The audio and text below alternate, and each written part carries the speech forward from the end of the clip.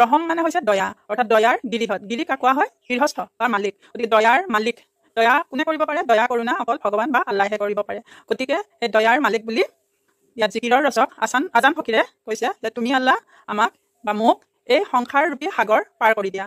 দৰিয়া মানে হৈছে সাগৰ আৰু পাৰ মানে পাৰ কৰি দিবলৈ কৈছে। অৰ্থাৎ সংসাৰখনক তেওঁ সাগৰৰ লগত তুলনা কৰিছে আৰু তেওঁ কৈছে যে দয়াৰ মালিক তুমি আল্লাহ এই সংসাৰ ৰূপী সাগৰখনৰ পৰা মোক অৰ্থাৎ মানুহক পাৰ কৰি দিয়া। চিন্তু হেৰা মোৰ মন আল্লাহৰ নামত, অৰ্থাৎ তেওঁৰ জীৱনৰ সকলো সময় অকল আল্লাহকেই চিন্তা কৰি থাকে। ভজু হেৰা মোৰ মন গুৰুৰে পাৱত। ভজু মানে হৈছে ভজনা কৰা অৰ্থাৎ পূজা কৰা। তেওঁ গুৰুৰ চৰণত ভজনা কৰে বা প্ৰাৰ্থনা কৰে, অৰ্থাৎ তেওঁ আল্লাহকো চিন্তা কৰে, লগতে যিজনে তেওঁক এই ধৰ্মত দীক্ষা দিছে সেইজন হৈছে গুৰু আৰু তেওঁ গুৰুৰো চৰণত ভজনা কৰে অৰ্থাৎ প্ৰাৰ্থনা কৰে। তাৰপিছত কৈছে পানী মৰে পিয়াহত অগ্নি মৰে জাৰত খোদা ৰচুল লুকাই আছে মুমিনৰ আঁৰত। অৰ্থাৎ পানীৰ নিজৰে পিয়াহ গুচাব পৰা ক্ষমতা আছে আৰু অগ্নিৰো তেনেকৈ এটা শক্তি আছে যি শক্তিৰে জাৰ বা ঠাণ্ডা গুচাব পাৰে। অগ্নিৰ উত্তাপ আছে, তাপ আছে, সেই তাপত আমি ঠাণ্ডা, জাৰ মানে হৈছে ঠাণ্ডা, ঠাণ্ডা আঁতৰাব পাৰো। অৰ্থাৎ পানীৰ পিয়াহ গুচাব পৰা শক্তি আছে আৰু অগ্নি বা জুইৰ ঠাণ্ডা আঁতৰাব পৰা উত্তাপ আছে, কিন্তু পানীয়ে নাজানে যে তেওঁৰ পিয়াহ গুচাব পৰা শক্তি আছে। ঠিক তেনেকে অগ্নি বা জুইয়েও নাজানে যে ঠাণ্ডা আঁতৰাব পৰা শক্তি অগ্নিৰ মাজত আছে। গতিকে পানীয়ে পিয়াহত মৰাৰ নিচিনাকে অগ্নি বা জুইয়ে ঠাণ্ডাত মৰাৰ নিচিনাকে মানুহ এজনে, মুমিন মানে হৈছে এজন বিশ্বাসী মুছলমান, সেই বিশ্বাসী মুছলমান ব্যক্তি এজনেও নিজৰ হৃদয়ত যে খোদা ৰচুল লুকাই আছে সেই কথা তেওঁ অনুভৱ কৰিব নোৱাৰে, নাজানে, আৰু সেইকাৰণে তেওঁ আল্লাহক বিচাৰি হাবাথুৰি খায়, খোদাক বিচাৰি হাবাথুৰি খায়। পানীয়ে যেনেকে পিয়াহত মৰে, অগ্নিয়ে যেনেকে ঠাণ্ডাত মৰে, ঠিক তেনেকে এজন মুছলমান ব্যক্তিয়েও মুমিনেও আল্লাহক বিচাৰি হাবাথুৰি খায়।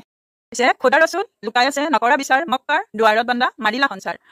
এজন মুছলমান ব্যক্তিৰ হৃদয়ত যে খোদা ৰচুল লুকাই আছে সেই কথা বিচাৰ নকৰে আৰু অৰ্থাৎ সৎ কামৰ জৰিয়তে তেওঁলোকে খোদা ৰচুলক পাব পাৰে, কিন্তু তাকে নকৰি আৰবৰ মক্কালৈ তেওঁলোকে থাপলি মেলে, যাতে মক্কাত গৈ আল্লাহ পাব পাৰে। সঞ্চাৰ মানে হৈছে ইফালে সিফালে ঘূৰি ফুৰা, কিন্তু তাত গৈ বান্দা মানে এজন ব্যক্তিৰ কথা কৈছে, মক্কাৰ দুৱাৰত গৈ তেওঁ তাত আল্লাহক বিচাৰি ঘূৰি ফুৰে।